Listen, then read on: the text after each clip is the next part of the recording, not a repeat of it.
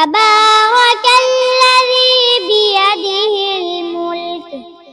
وهو على كل شيء قدير الذي خلق الموت والحياة ليبلوكم أيكم أحسن عملا وهو العزيز الغفور الذي خلق 7 سماوات طباقا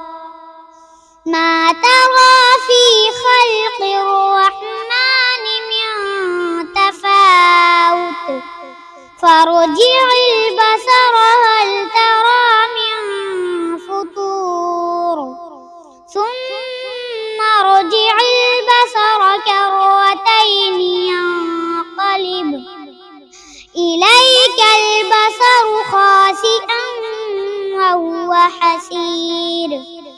ولقد زينا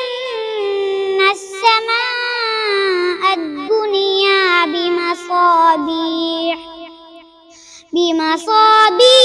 وجعلناها